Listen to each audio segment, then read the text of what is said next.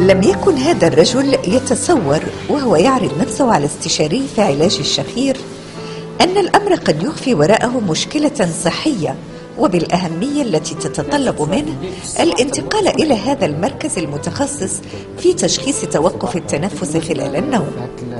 إنه لم يحس على الإطلاق بشيء غير عادي خلال نومه، وحتى الشخير فزوجته يقول هي التي تنزعج منه. كيفاش تنعس بالليل في الصباح؟ كيفاش تفيق؟ كيفاش تحس براسك؟ واش تحس براسك بان داك النوم اللي درتي بالليل ارتاحيتي، ولا في الصباح تنوض عيان تحس بان داك النوم تاعك ما كانش كافيك، بان ماشي النوم كان اللي يمكنك باش ترتاح؟ مثلا تنعس مثلا واخا نعس 8 سوايع ولا 10 سوايع تنفيق الصباح عيان. في النهار مازال خصني نعس مثلا بالنهار تيجيك النعاس. واش بالنهار فاش تكون جالس هكا قبل التلفازه ولا شي حاجه دغيا تيديك النعاس؟ لا، قبل التلفازه ديني النعاس، ولا كنتي تقرا شي جورنال ولا شي حاجه يديك النعاس دغيا. واخا سيدي. ومن غير هادشي، واش المراه ديالك شافتك بان بالليل حتى فاش تكون ناعسه تكون تتشخر تينقطع عليك التنفس ديالك؟ اذا تكون تتشخر واحد الوقت ما تبقى تسمع والو. واش شافتها ولا لا؟ انا ما اظن بان لاحظتها. واخا. واش ما عمرها تشكات بان تضرب برجليك بالليل ولا لا؟ لا. وما عمرك سيدي وقعت لك شي حاجه بحال تكون ناعس وتنوض تحس براسك تنوض بحال تنقز وتحس براسك بان التنفس ديالك بحال اللي غتجيف؟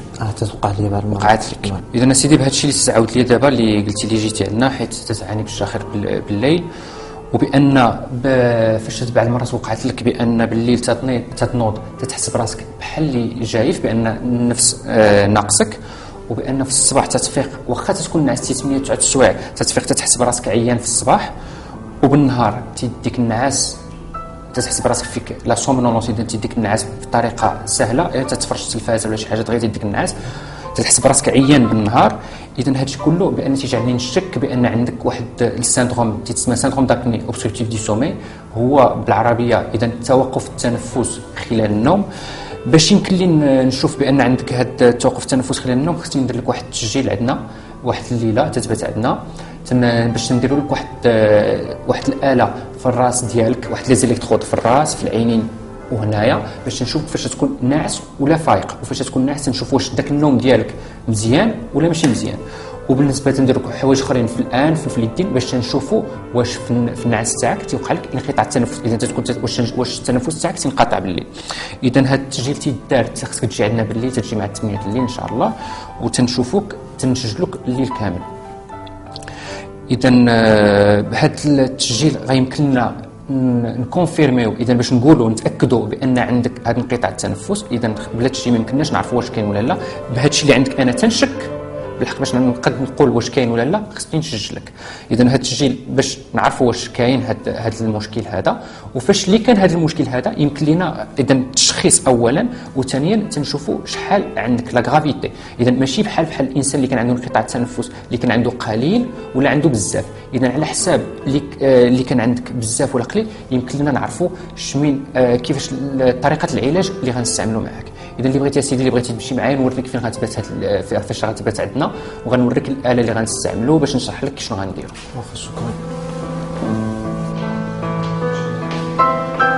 توقف التنفس خلال النوم وإن كان غير معروف لدى عامة الناس، حسب الدكتور عمر العراقي المتخصص في تشخيص وعلاج اضطرابات النوم، مرض واسع الانتشار يصيب ما بين 4 إلى 8% من الساكنة، ويعتبر الشخير مع بعض العلامات المصاحبة ولا سيما العياء والنعسان نهارا من أبرز علاماته، والتي تستدعي خضوع المريض لاختبار التنفس خلال النوم.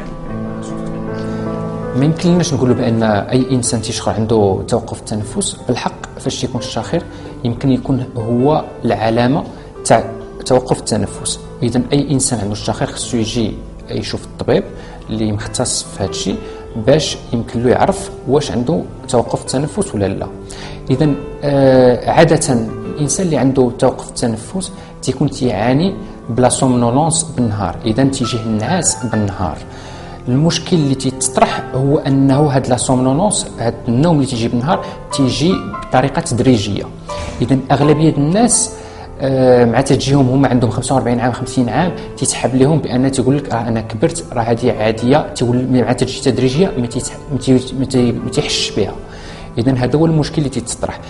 اذا بعض المرات واخا هذاك الانسان ما يقول لناش بانه تيكون عيان، لكن هذاك الانسان تيكون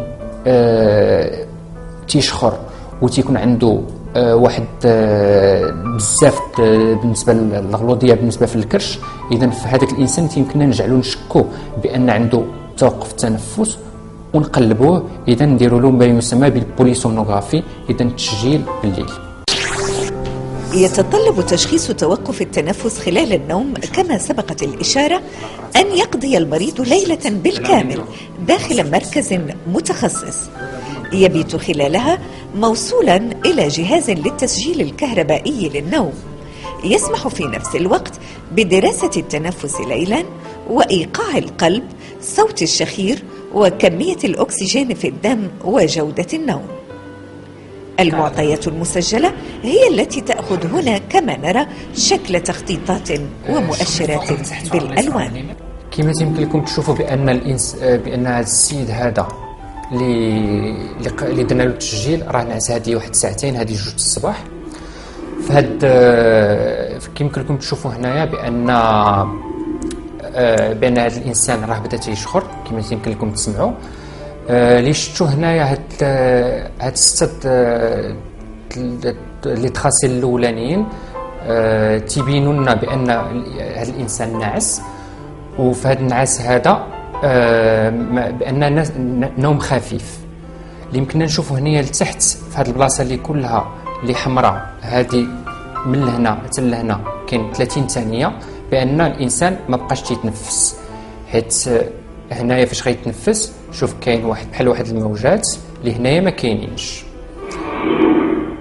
اذا هنا عاوتاني يبدا التنفس، وفاش تيعاود التنفس هنا تيوقع سكون ابيل ان ميكرو ايفي كورتيكال، هي زعما في المخ تيفيق، ومع تيفيق ما تيخليناش نديروا نوم عميق اللي تيخلينا نرتاحوا. اذا هذا الانسان هذا فعطي يكون عنده نوم عميق دائما تيبقى في واحد النوم خفيف، داكشي علاش في الصباح تينوض عيان. ها هو هنايا تيشخر وتيتنفس. دابا كما تتشوفوا من هنا تيبدا الانقطاع التنفس، ما تتبقاش داك الموجات، تيبدا واحد السطر غادي. اذا هذه البلاصه هذه هي اللي فيها انقطاع التنفس. هذا الانقطاع التنفس تيبان لنا بان الاكسجين في الدم تينزل، تيمشي دابا ل 97%. من بعد انقطاع التنفس تيبدا يهبط. اذا هابط دابا 96 95، تيبقى يهبط بشويه بشويه على حسب كل انسان. اذا يمكن له يهبط بعض المرات حتى 80% ولا كاع، ولا يمكن يهبط قل. اذا هنايا هاد الشخره هذه اللي سمعنا، هاد الشخير هذا اللي سمعنا هو فاش الانسان عاوتاني بدا تيتنفس. اذا تيكون تيشخر واحد الوقت ما تيبقاش يتنفس، ما نبقاو نسمعوا والو. وفاش ما تنبقاو نسمعوا والو اذا هي تيكون تيسبب انقطاع التنفس. وفاش تيعاود يبدا يتنفس عاد في ديك الساعه تيعاودها بشخره مجهده. اذا كما تشوفوا هنايا تيتنفس هنا شخر، هنا عاوتاني يبدا انقطاع التنفس واحد اخر. هاد البلاصه اللي حمراء كلها. اذا هاد النزول تاع الاكسجين في الدم هو اللي تؤدي ان الانسان تعطي له مشاكل في القلب، حيت كل مره فاش تنزل الاكسجين كما يمكن لكم تعرفوا بان المخ ما تيبقاش يوصل له الاكسجين مزيان، القلب ما تيبقاش يوصل له الاكسجين مزيان، اذا عنده مشكل باش يخدم. وهذا الشيء هو اللي تيسبب في هذه الاعراض في القلب. أما بالنسبة لعلاج توقف التنفس خلال النوم فهو يبقى على حسب ما تمليه الحالة، أي بناء على ما يظهر التشخيص. إذ يمكن أن يذهب من مجرد اقتراح بتغيير الوضعية خلال النوم إلى العلاج الجراحي، مرورا ببعض التقنيات المستحدثة لهذا الغرض، والتي من أهمها ما يسمى بالسيباب.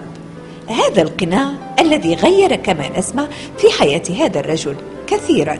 انا كنستعمل هاد النوع، ماشي هذا، كيغطي لي كاع الانف والفم، وكان داير ما كنحسش بها نهائيا، بحال اللي ما عندي حتى شي حاجه.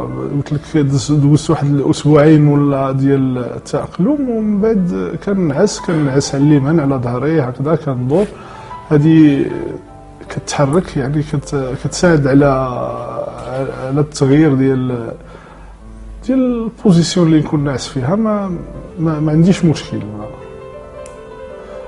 وبطبيعه الحال الا قارنت مع شنو كان عندي، راه سي اكسترا اوردينير بزاف، كاين فرق كبير بزاف. هذا الضوء هذا وهذه الاله هذه هي واحد الاله تتسمى السيباب، واحد النوع ديال واحد الكمبريسور اللي تيعطي واحد الضغط للهواء، وهذاك الضغط اللي تيكفي باش المسالك الهوائيه العليا ما تتشدش.